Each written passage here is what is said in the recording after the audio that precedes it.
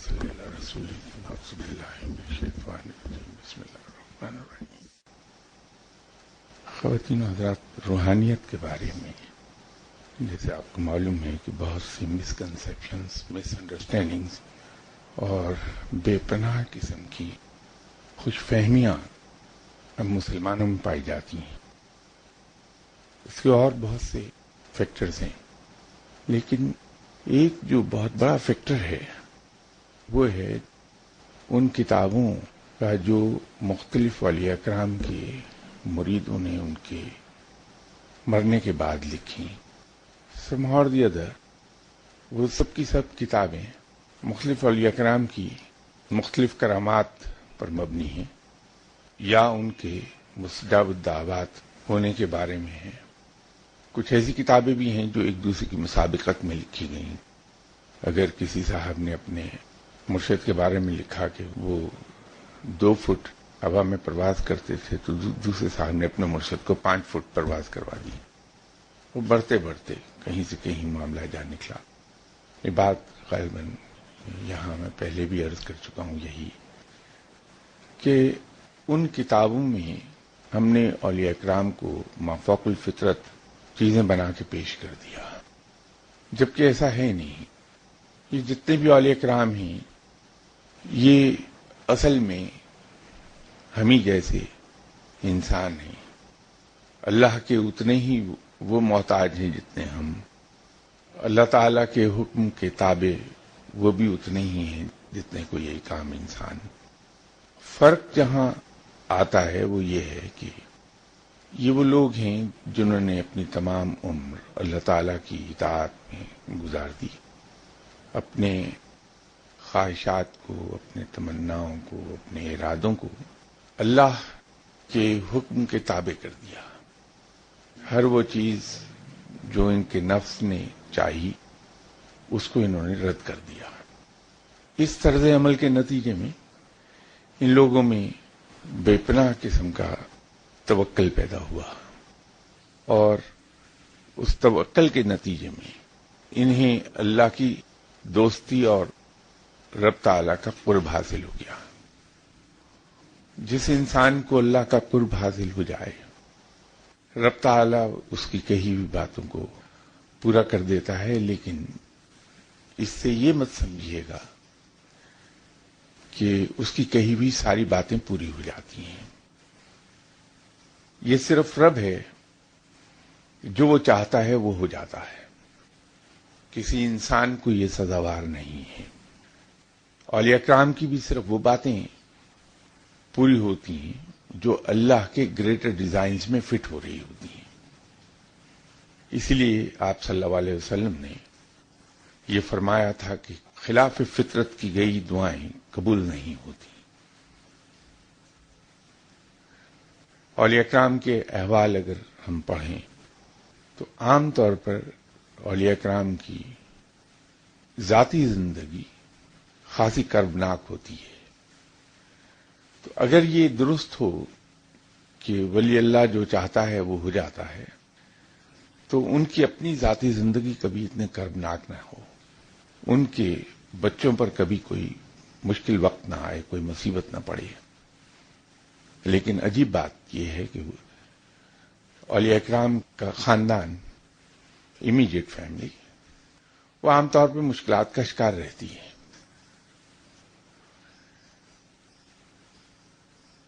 ولایت کا ایک پہلو جو مسلمانوں میں بڑا ڈیبیٹیبل ہے وہ ہے کرامات اولیاء اکرام کی.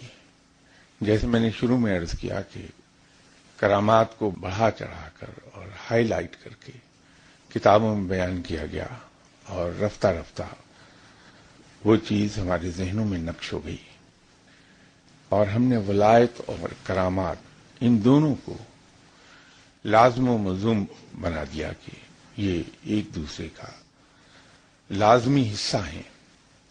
ایسا بالکل نہیں ہے. کرامت ہے کیا؟ کرامت نام ہے ایسے فعل کا جو روٹین سے ہٹا ہوا ہو.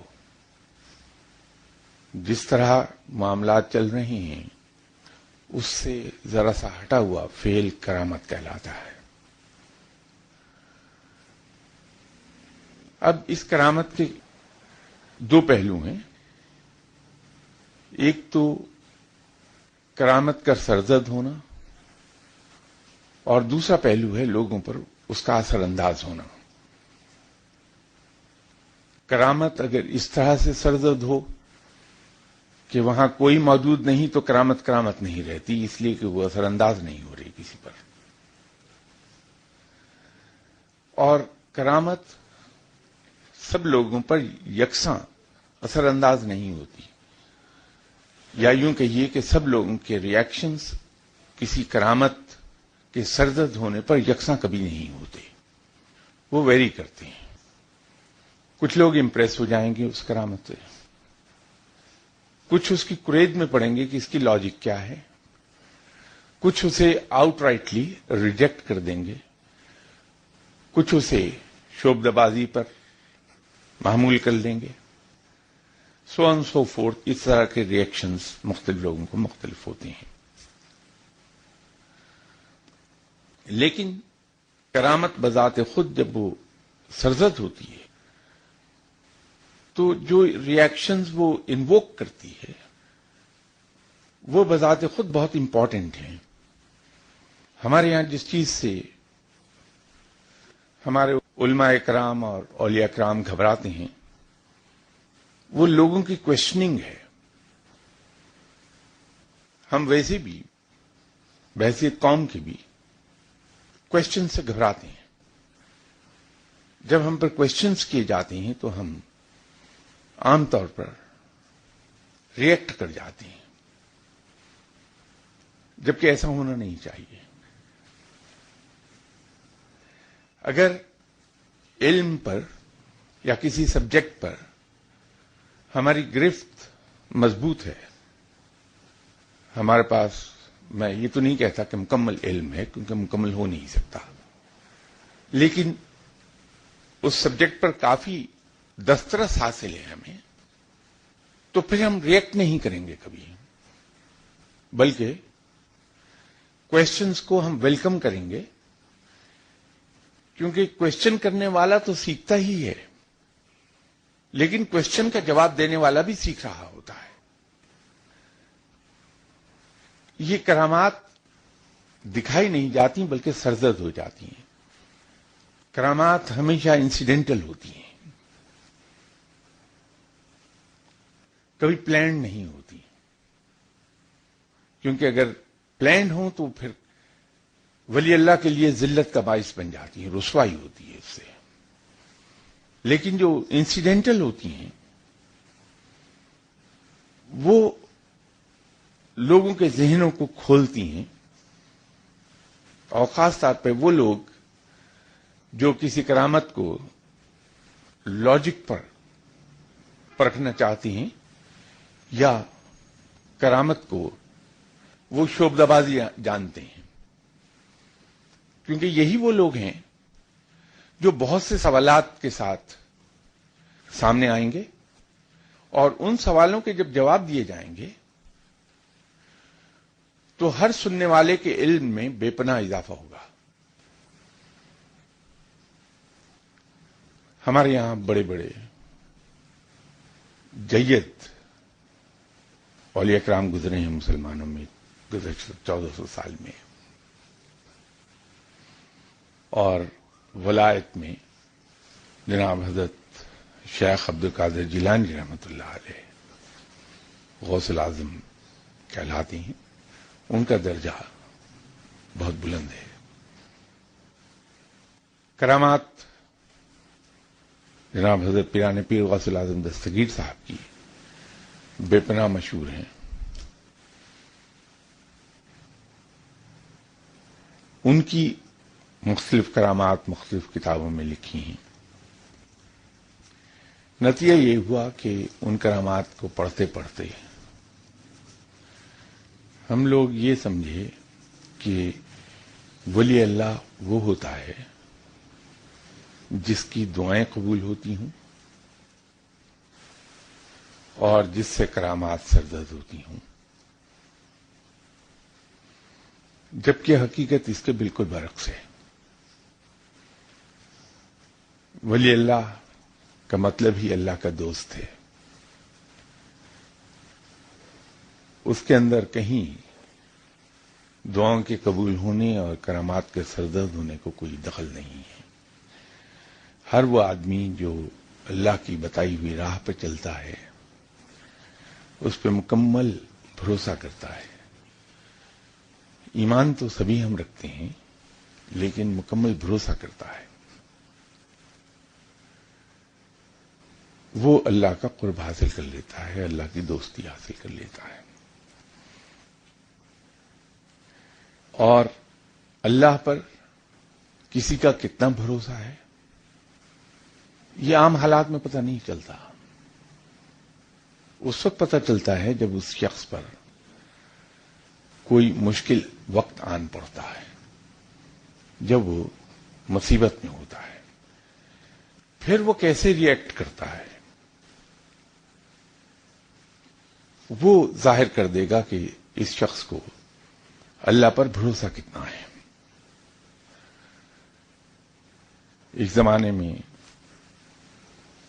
جب ہم بہت چھوٹے تھے, کلاس 4 یا 5 میں پڑھتے تھے, تو مجھے کتوں سے بے تحاشا دلچسپی تھی. والدہ بے پناہ عبادت گزار تھیں. میری خواہش یہ تھی کہ میں ایک کتا پالوں. تو اس وقت یہ تو نہ سمجھ تھی نہ وسائل تھے کہ میں کسی کینل کلب میں چلا جاتا اور وہاں سے کسی بہت اعلی نسل کے پپی کو لے آتا. تو ہوتا یہ تھا کہ جن دنوں مارچ اپریل میں عام طور پر سڑکوں پر پپیز گھومتے ہوئے دکھائی دیتے تھے, کیونکہ اس وقت گورنمنٹ کا کنٹرول اتنا نہیں تھا کہ آوارہ کتوں کو مار دیتے.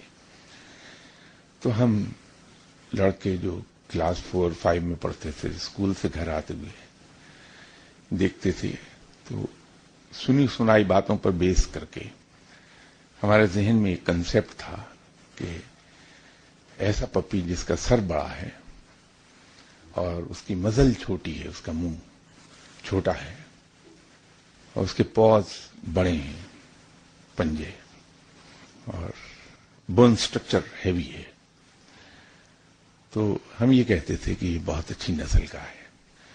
تو ان پپیز میں سے جو سب میں ہیوی بونز کا ہوتا تھا, بڑے سر کا, چھوٹا منہ اور بڑے پنجے, تو اس کو ہم پکڑ لیتے تھے کہ اپیرنٹلی یہ بہت اچھی نسل کا لگتا ہے. تو یہ چیک کرنے کے لیے کہ واقعتاً بہت اچھی نسل کا ہے یا نہیں, ہم اسے ایک ٹیسٹ دیتے تھے. اب اس عمر میں کوئی کسی قسم کا ہمارے ذہن میں کوئی تھیوری یا کوئی کنسیپٹ نہیں تھا.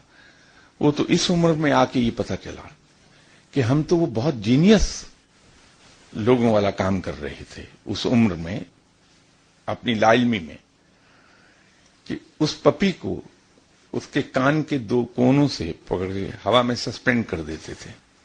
تو اگر تو پپی ہوا میں سسپینڈ ہونے سے وہ چیختا تھا تو ہم کہتے تھے کہ یہ اچھی نسل کا نہیں ہے, اس کو ریجیکٹ کر دو. اور جو پپی خاموشی سے اس تکلیف کو سہ جاتا تھا تو ہم کہتے تھے کہ یہ بڑی اچھی نسل کا ہے. تو جب عملی زندگی میں آئے تو ایک لمبا عرصہ عملی زندگی گزارنے کے بعد یہ اندازہ ہوا کہ وہ تھیوری جو ہم اس پپی پر اپلائی کرتے تھے وہ تو بہت صحیح تھیوری ہے. کوئی انسان ہمارا کتنا قریبی دوست ہے,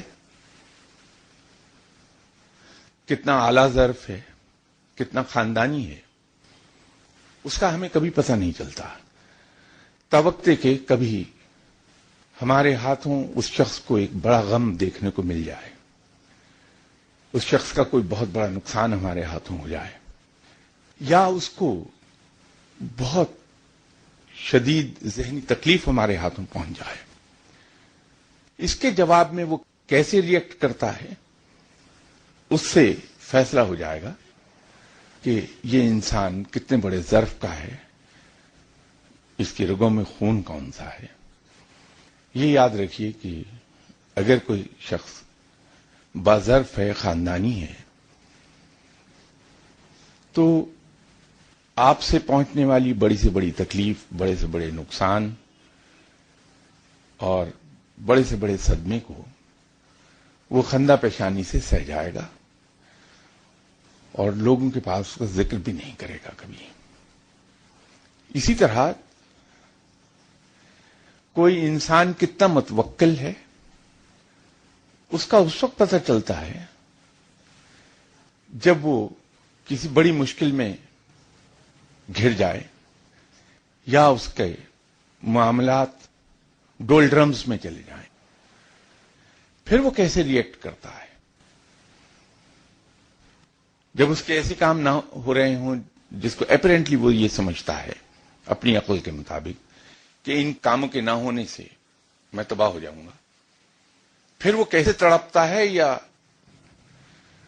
مسکراتے ہوئے چہرے سے گھومتا ہے کہ جو اللہ کرے گا وہ بہتر ہوگا. میں نے اپنے رب تعالیٰ کے حضور اپلیکیشن دے دی کہ بار تعالیٰ میری عقل یہ کہتی ہے، جو کہ بہرحال ناقص ہے، کہ یہ کام میرے حق میں ہے، لیکن تو بہتر جانتا ہے کہ یہ کام میرے حق میں ہے یا نہیں ہے، یا اس مسئلے کا حل ہونا جس طرح میں چاہتا ہوں میرے حق میں ہے یا نہیں، یہ تو بہتر جانتا ہے. اور میرا ایمان ہے کہ تو بڑا مہربان اور میرا سب سے بڑا ویل وشر ہے. تو میں یہ سمجھتا ہوں کہ تو جو اس معاملے کا فیصلہ کرے گا وہ میرے بہترین مفاد میں ہوگا. بڑے اطمینان سے گھومتا ہے، اس کو نہ یہ فکر ہے کہ میں کئی روز کے فاقے سے ہوں اور آئندہ کوئی امید نظر نہیں آتی کہ مجھے کھانا مل جائے گا، میرے بچوں کی فیس اسکول میں نہیں گئی، میرے بچوں کے نام کٹ جائے گا، میرے بچوں کے پاس موسم کے مطابق کپڑے نہیں ہیں، سر چھپانے کو جگہ نہیں ہے، مالک مکان نے سامان اٹھا کے سڑک پہ پھینک دیا ہے. وہ صرف ایک چیز کرتا ہے کہ میرے رب کا حکم ہے کہ تم کوشش کرو، دینے والا میں ہوں. تو وہ اللہ کے اوپر توکل کرتا ہے.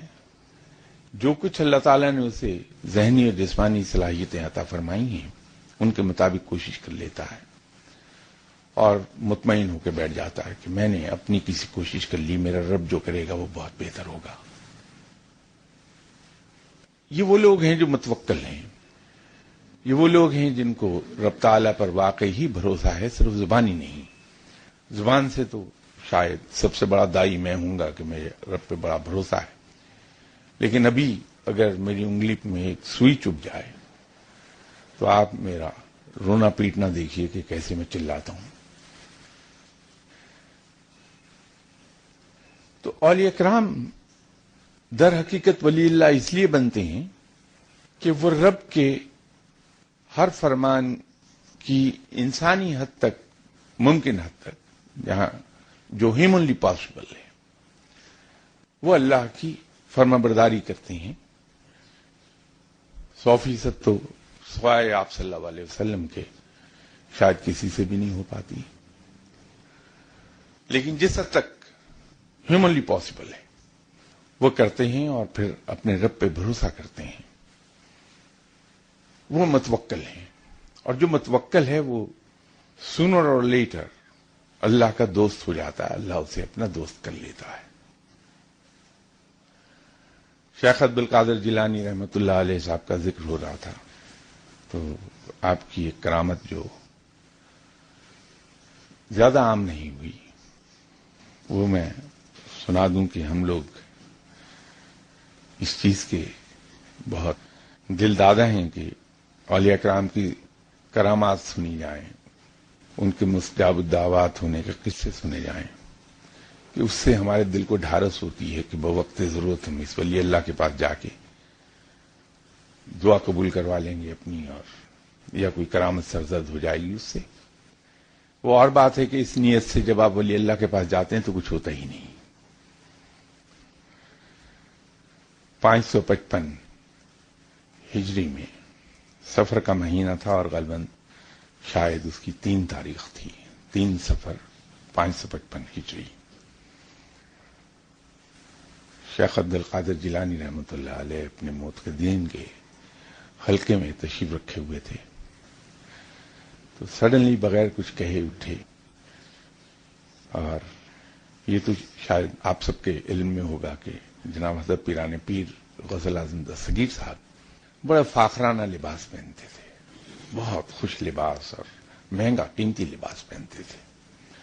تو اپنے جوتے اتارے ہوئے تھے، پہلے سے اٹھے، کھڑا میں پہنی اور وضو کیا، اس کے بعد 2 نفل نماز پڑھی۔ تو لوگ حیران اس وقت ہوئے کہ جب 2 نفل نماز پڑھنے کے بعد کھڑا میں اصل میں لکڑی کے جن کے اوپر ایک سٹریپ سا لگا ہوتا ہے کپڑے کا، وہ ہوتی ہیں، تو ایک اتاری اپنے پاؤں سے اور اس کو ہوا میں بڑے زور سے نعرہ لگا کے پھینک دیا۔ تو وہ دیکھتے ہی دیکھتے نظروں سے اوجھل ہو گئی۔ اس کے 1 منٹ کے بعد دوسرا پاؤں سے بھی اتاری اور اتار کے اسی طرح بڑا پرشور نعرہ لگایا اور اس کو ہوا میں پھینک دیا، دونوں غائب ہو گئی۔ تو لوگ یہ سمجھے کہ کہیں دور جاگری ہیں، تو کسی نے جرت نہیں کی حضرت پیران پیر غوث اعظم دستگیر صاحب سے کچھ پوچھنے کی۔ کوئی ہفتے 10 دن کے بعد ایک قافلہ آیا اور انہوں نے کہا کہ ہم آپ کے شیخ کے لیے تحفے لائے ہیں جو ہم ان کی خدمت میں پیش کرنا چاہتے ہیں۔ تو خادم نے جا کے حضرت پیران پیر غوث اعظم دستگیر صاحب سے عرض کر دیا کہ حضور، یہ کچھ مسافر ہیں جو آپ کی خدمت میں کچھ تحفے پیش کرنا چاہتے ہیں۔ تو آپ نے فرمایا کہ ٹھیک ہے، ان سے تحفے قبول کر لو۔ تو انہوں نے کچھ سلک اور کچھ دوسرے کپڑے دیے اور 2 کھڑاویں دیں۔ خادم نے فوراً پہچانا کہ یہ کھڑاویں تو حضرت پیران پیر غوث اعظم دستگیر صاحب کی ہیں۔ تو ان کھڑاووں کو دیکھ کر ان کے مریدوں نے ان سے سوال کیا کہ یہ کھڑاویں تو حضرت صاحب کی ہیں، آپ تک کیسے پہنچی؟ تو انہوں نے کہا کہ صاحب 3 سفر تھا، ہم سفر میں تھے، تو سڈنلی 2 طرف سے 2 عرب گروپس نے، ڈاکوؤں کے 2 بینڈٹس نے ہم پر حملہ کر دیا، ہم میں سے کچھ لوگ مارے گئے، وہ سارا سامان ہمارا لوٹ کے لے گئے۔ ہم بے یار مددگار بیٹھے تھے اور لاشوں کو دفن کرنے کا مسئلہ سر پر تھا۔ تو تھوڑی ہی دیر گزری تھی کہ پاس جو سائٹ پر جنگل تھا جہاں سے وہ ڈاکو آئے تھے، وہاں سے شور و غل کی آوازیں سنائی دی، اور کچھ دیر میں وہاں سے وہی ڈاکو آئے اور آ کے ہم سے درخواست کی کہ صاحب یہ اپنا سامان جو ہم نے لوٹا تھا وہ واپس لے لیجیے ہم سے۔ تو ہم نے جب پوچھا کہ ڈاکو تو کبھی لوٹا ہوا سامان دیتے نہیں، یہ کیا ہوا؟ تو انہوں نے کہا کہ صاحب زندگی میں پہلی بار ایسا ہوا کہ یہ سامان لوٹ کے ہم لے گئے۔ جنگل میں اس کی تقسیم پر ہمارا آپس میں جھگڑا ہو گیا جو کبھی نہیں ہوا تھا، اور وہ جھگڑا اتنا بڑا کہ جو ہمارے چیف تھے دونوں گروپس کے، انہوں نے ایک دوسرے پر تلواریں نکال لی اور ہوا سے 2 لکڑی کے یہ جوتے آئے، اور ہمارے دونوں گروپس کے چیف جو تھے ان کے سر پر وہ اس اینگل سے لگے کہ وہ مر گئے۔ انہوں نے کہا کہ ہمیں یہ یقین نہیں آیا کہ ایسا ہو سکتا ہے۔ تو ہم ان کے ساتھ جنگل میں گئے تو وہاں ان کے دونوں چیف مرے پڑے تھے، اور ان کے سروں کے دونوں کے سروں کے پاس یہ کھڑاویں پڑی تھی ایک ایک۔ تو ہمیں نہیں معلوم کہ یہ آپ کے شیخ کی کھڑاویں ہیں، ہم تو لے آئے کہ فقیر لوگ انہیں پہنتے ہیں تو ہم تحفتاً پیش کر دیتے ہیں۔ اب یہ قصہ ایسا ہے جو روز پیش نہیں آ سکتا، کہ اگر کوئی یہ چاہے کہ میں اپنے مرشد کو آواز دے لوں اور روزانہ اس کا کھڑا میں جا کے میرے مخالفین کا سر توڑنا شروع کر دیں تو وہ ممکن نہیں ہوگا، کیونکہ جیسے میں نے عرض کیا کہ کرامت دکھائی نہیں جاتی، وہ سرزد ہو جاتی ہے. اور یقین کیجئے کہ خود ولی اللہ کو معلوم نہیں ہوتا کہ مجھ سے کرامت سرزد ہو رہی ہے. اس کو بھی اتنی ہی حیرت ہوتی ہے جتنی کسی دوسرے آدمی کو، کیونکہ یہ رب کی طرف سے سرزد ہو جاتی ہے. تو ایسی چیز جس پر ولی اللہ کا اپنا کوئی کنٹرول نہیں ہے، اس کو یہ معیار بنانا کہ جس آدمی سے یہ کرامات سرزد ہو رہی ہیں وہ وہی ولی اللہ ہے، وہ درست نہیں، کیونکہ اس پر اس کا کوئی کنٹرول نہیں ہے. وہ اس پر قادر نہیں کہ وہ کرامت بار بار آپ کو دکھا سکے، یہ رب کی طرف سے ہوگا. اور ایک دوسرا اس کے اندر دوسری دلیل یہ ہے کہ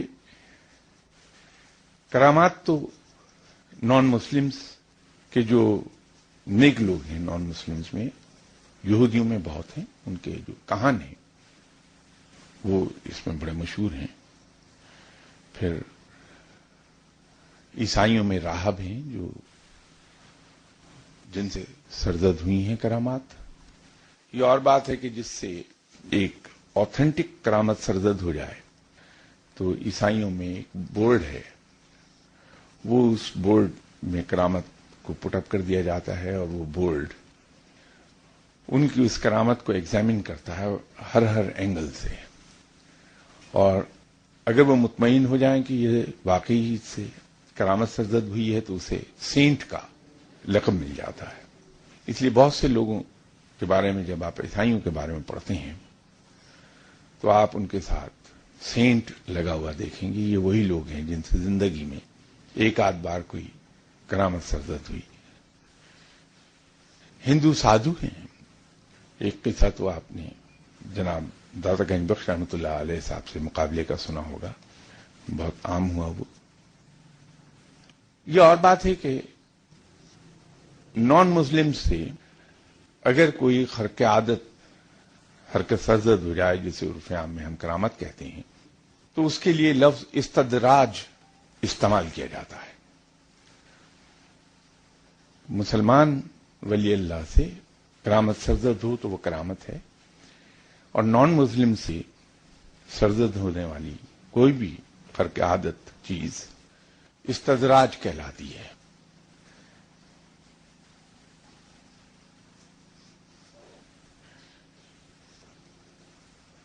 یہ کچھ تھوڑے سے سوالات ہیں. ایک سوال تو کسی نے لکھا کہ عزت نفس، انا اور جھوٹی انا میں فرق وضاحت سے بیان کر دیں، کیونکہ یہ فرق جانے بغیر ٹھوکر کھانے کا اندیشہ رہتا ہے. سب عزت نفس تو خودداری کا دوسرا نام ہے، یا خودی کا دوسرا نام ہے. اقبال کی زبان میں خودی اور عرف عام میں خودداری. انا ایگو کا نام ہے. اس کے اوپر کچھ ہفتے پہلے گفتگو ہوئی تھی تو میں نے عرض کیا تھا کہ یہ انا در حقیقت ان بتوں کا نام ہے جو بت ہم نے اپنے اندر تراش رکھے ہیں. ایک بت میرا جو میں نے تراشا ہے، جس کی میں پوجا کرتا ہوں، وہ ہے کہ ہائے میری عزت. اور وہ ہمیشہ خطرے میں رہتی ہے کہ اگر کسی نے مجھے اونچی آواز میں کچھ کہہ دیا تو میری عزت مجروح ہو گئی. کسی نے مجھے گالی دے دی تو میری عزت ختم ہو گئی. میں کسی کے گھر ملنے گیا تو وہ صاحب خانہ نے باہر آ کے مجھے دروازے پہ رسیو نہیں کیا تو وہ میرا بت پاش پاش ہوتا ہے.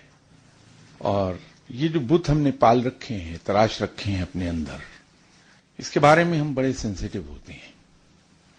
ہمیں دوسروں سے گلے شکوے پیدا ہی اس وقت ہوتے ہیں جب ہم اپنے بارے میں یہ بت تراش لیتے ہیں، اور پھر ان کی ہم خاموشی سے پوجا کرتے رہتے ہیں، ان کو پالتے رہتے ہیں. تو جہاں کہیں ہمارے اس تصور جو ہم نے قائم کیا ہے اپنے بارے میں، کوئی شخص اس کے خلاف کام کرتا ہے تو فوراً ہم ریئیکٹ کر جاتے ہیں اس پہ، اور ہمیں لوگوں سے گلے شکوے، شکایتیں اور جھگڑے شروع ہو جاتے ہیں۔ اس ضمن میں ایک چھوٹی سی میں مثال آپ کو دوں کہ ہم سب یہاں بیٹھے ہوئے ہیں، ابھی ایک کوئی شخص آئے اور آ کے مجھے برا بھلا کہنے لگے، گالیاں دینے لگے، اور میں اس کے جواب میں اگر اللہ مجھے اتنا حوصلہ دے دے کہ میں مسکراتا رہوں، جب وہ گالیاں دے کے جانے لگے تو میں اس سے کہوں کہ بھائی اس طرح سے کیوں جا رہے ہو، بیٹھو پانی پی لو، وہ پھر مجھے گالیاں دے کر چلا جائے۔ اب آپ ایک لمحے کو سوچئے کہ آپ کس کو برا کہیں گے، گالیاں دینے والے کو یا گالیاں خاموشی سے سہنے والے کو؟ تو آبویس جواب یہ ہوگا کہ وہ شخص جس نے آ کے گالیاں دی، ہم سب اس کو برا کہیں گے۔ لیکن عجیب بات ہے کہ جب کوئی شخص مجھے گالی دیتا ہے تو میں فوراً ریئیکٹ کرتا ہوں اور وہاں جھگڑا شروع ہو جاتا ہے، بغیر یہ سوچے کہ گالی دینے والے نے تو خود اپنی بے عزتی کر لی ہے، لوگوں کی نظروں سے گر گیا وہ۔ اور دوسری بات یہ ہے کہ سنت پہ اگر نظر ہے ہماری، ہم آپ صلی اللہ علیہ وسلم کی حیات طیبہ کے مختلف پہلوؤں کو نظر میں رکھے ہوئے ہیں، تو آپ صلی اللہ علیہ وسلم نے کسی شخص کی دریدہ دہنی کے جواب میں کبھی ریئیکٹ نہیں کیا، آپ نے ہمیشہ اس کو پیار دیا ہے اس کے جواب میں۔ تو یہ دونوں پہلوؤں سے یہ جو انا کا قصہ ہے ہمارا، انا مرتی اسی صورت میں ہے جب ہم ایک چیز کا یہ یقین کر لیں کہ قرآن میں جو لکھا ہے کہ تمام عزتیں اللہ ہی کے لیے ہیں، ہاں جسے وہ چاہتا ہے اسے عزت عطا کر دیتا ہے۔ اس کا دوسرا حصہ ہے جو میں جان بوجھ کے نہیں کہہ رہا کہ نیگیٹو سائڈ کو زبان پر کیوں لایا جائے، پازیٹو سائڈ ہی پر نظر رکھی جائے۔ اللہ جسے چاہتا ہے عزت عطا کر دیتا ہے۔ جن دنوں ڈیانا کی ڈیتھ ہوئی تو ہمارے ملک کے بہت ہی لیڈنگ دانشور، بلکہ انہیں اللہ نے اس ملک میں دانشوروں میں سب سے زیادہ عزت عطا فرمائی، انہوں نے مجھ سے سوال پوچھا کہ وہ یار سرفراز ہے دس وہ ایک یہ ڈیانا دے جنازے دا قصہ، دیٹ واز دی کوشچن ہی پٹ می۔ تو میں نے ان سے کہا کہ صاحب رب تعالی اپنی کہی ہوئی باتوں کو پروو کرتا رہتا ہے۔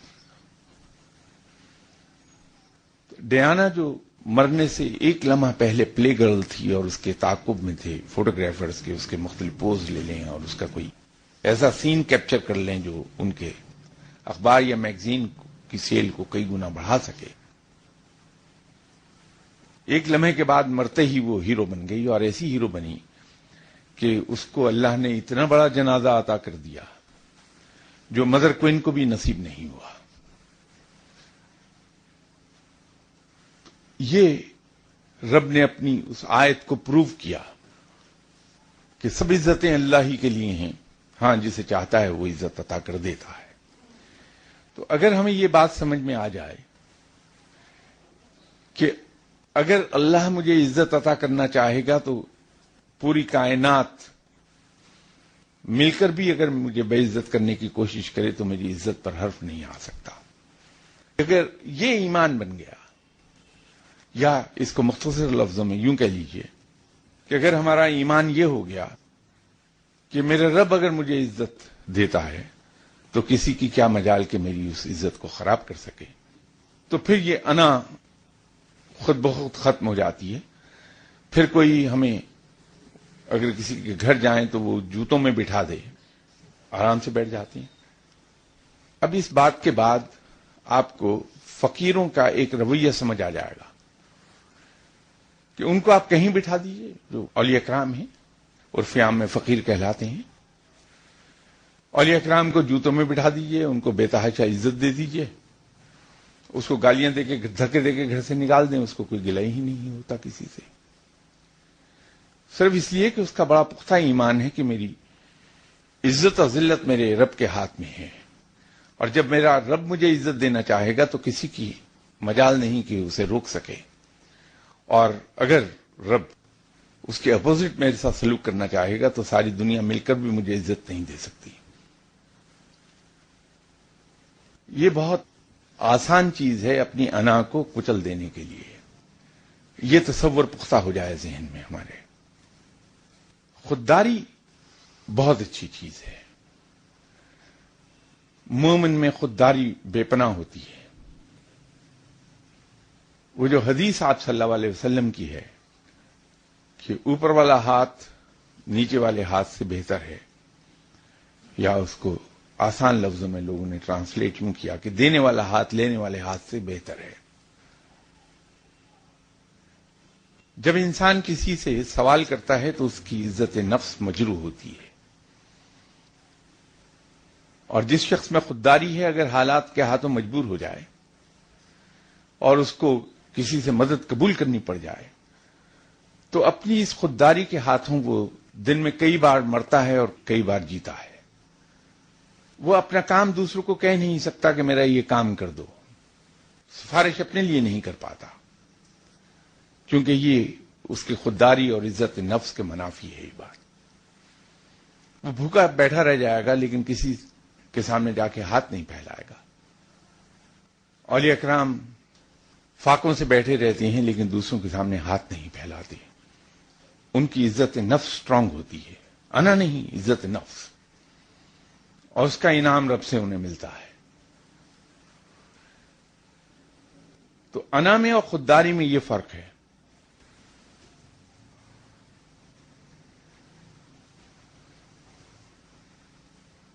یہ خاصا مزے کا سوال ہے کہ دوران نماز رکوع سے واپسی پر ہم کہتے ہیں کہ اللہ نے اس کی سن لی جس نے اس کی تعریف کی.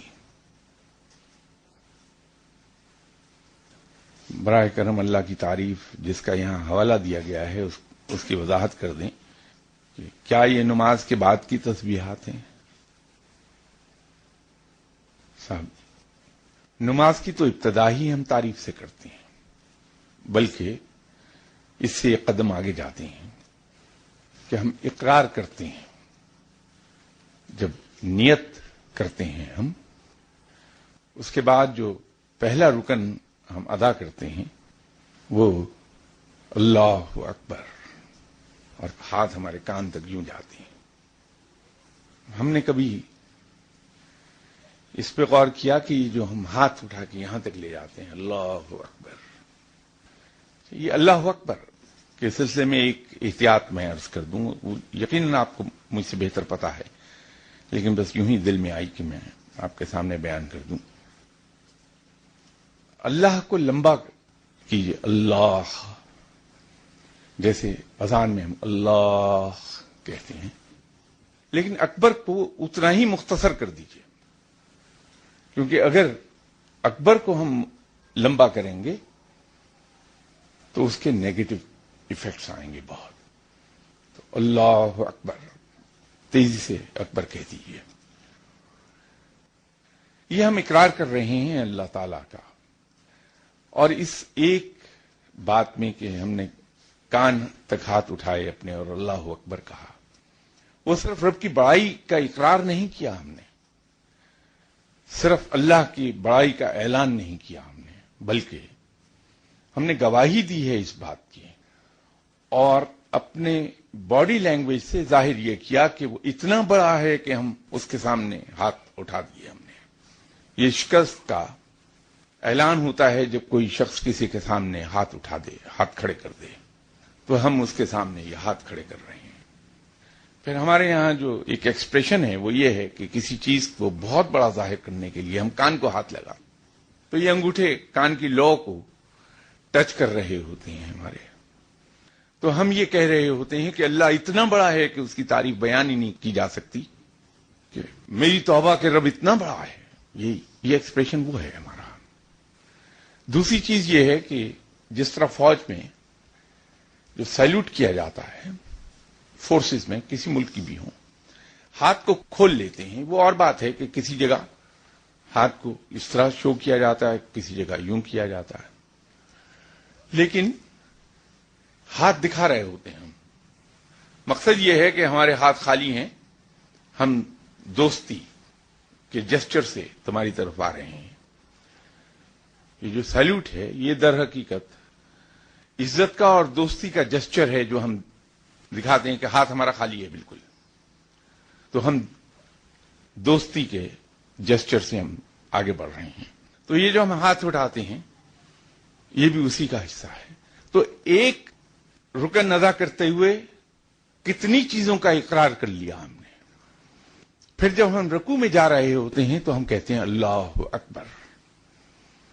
پھر اللہ کی بڑائی کا اعلان کرتے ہیں, اس کا اقرار کرتے ہیں. دونوں باتیں, کیونکہ وہ بلند آواز سے ہم کہتے ہیں اللہ اکبر. ایسی نمازیں جہاں ذکر سری ہوتا ہے, جو سری نمازیں کہلاتی ہیں, جس کے اندر تلاوت بلند آواز سے نہیں ہوتی, ہم دل میں تلاوت کرتے ہیں, وہاں بھی اللہ اکبر جہری طور پر کہا جاتا ہے, بآواز بلند. تو اقرار بھی ہے اور اعلان بھی ہے. وہ جب ہم اللہ کو سب سے بڑا کہتے ہیں تو وہ اس کی تعریف کی انتہا ہے. تو جب ہم رکوع سے اٹھ رہے ہوتے ہیں اور سمع اللہ لمن حمدہ کہتے ہیں تو ہم اسی تعریف کو ریفر کر رہے ہوتے ہیں جو ہم شروع سے کہہ رہے ہیں. پھر ہم سجدے میں جاتے ہیں تو اللہ اکبر کہہ کے اٹھتے ہیں, تو اللہ اکبر کہہ کے اٹھتے ہیں. تو نماز کے ہر مرحلے پر ہم اعلان بھی کرتے ہیں اللہ کی بڑائی کا اور اس کا اقرار بھی کرتے ہیں. تو یہی تعریف ہے جس کو ریفر کیا گیا ہے.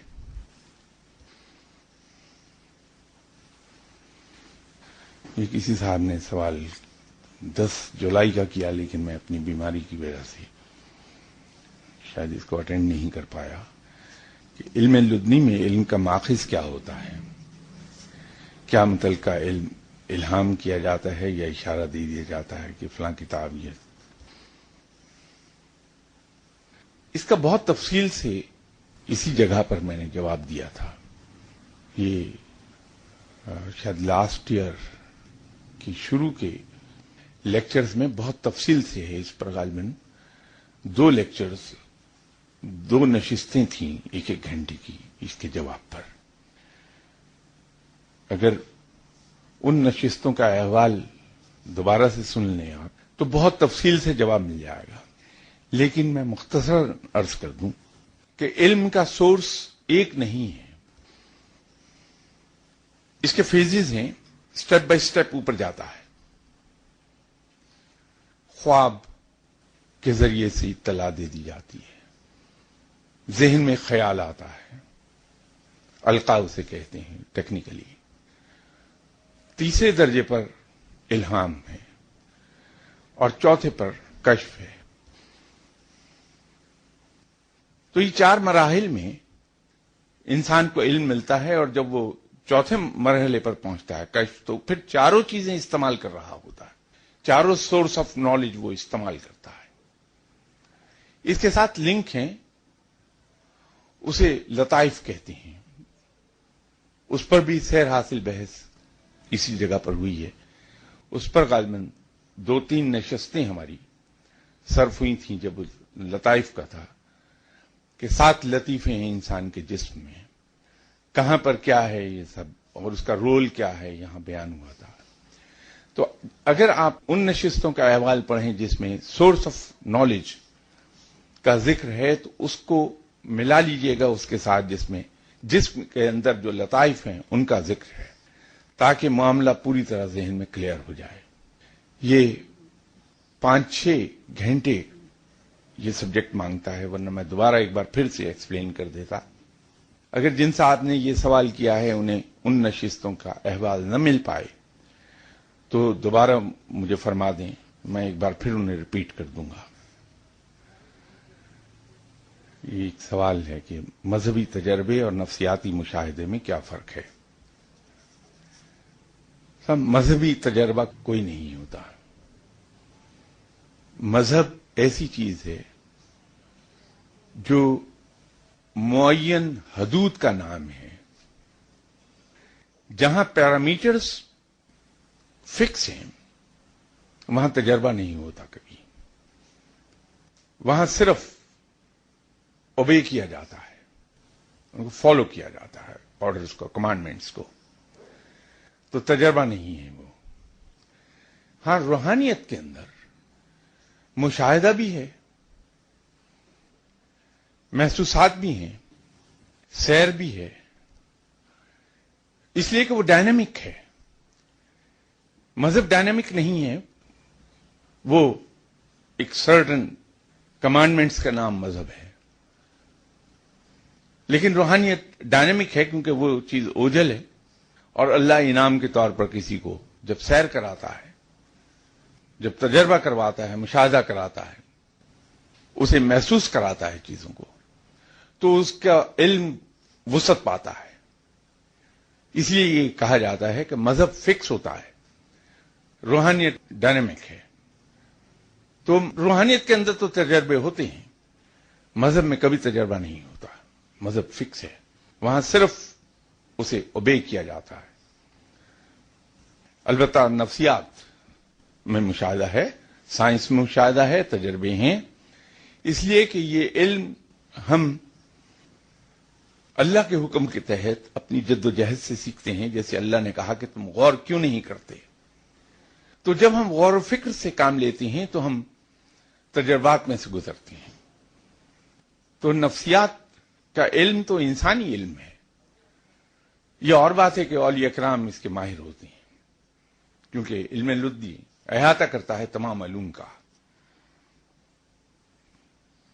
اب یہ مذہبی تجربے میں فاعل اور مفہوم، سبجیکٹ اینڈ آبجیکٹ، جیسے میں نے عرض کیا کہ مذہب میں تو کوئی تجربہ ہے نہیں،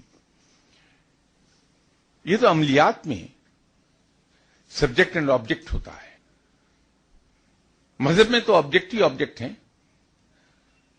یا حاکم اعلیٰ ہے، رب ہے، تو وہاں سبجیکٹ اور آبجیکٹ کا کوئی سوال ہی نہیں ہے، وہاں تو آقا اور غلام کا رشتہ ہے. لیکن عملیات میں یہ ٹرم ضرور استعمال ہوتی ہے، اور اس کے اندر کچھ عملیات ایسی ہیں جس میں براہ راست عمل کرنے والا، عمل پڑھنے والا کچھ چیزوں کو نہیں دیکھ پاتا. تو ایسا بچہ جس کی عمر 10 سال 11 سال ہو، جو ابھی گناہ کبیرہ کرنے پر قادر نہیں ہے، اس کے اوپر پڑھا جاتا ہے اور وہ چیزوں کو دیکھنے لگتا ہے، اس کو بیان کرنے لگتا ہے. وہ وہاں سبجیکٹ اینڈ آبجیکٹ کا سوال آ جاتا ہے. لیکن وہ عملیات ہیں. روحانیت میں بھی ایسا نہیں کیا جاتا، کیونکہ روحانیت ان چیزوں سے بہت دور اور بہت اوپر ہے، بلند ہے.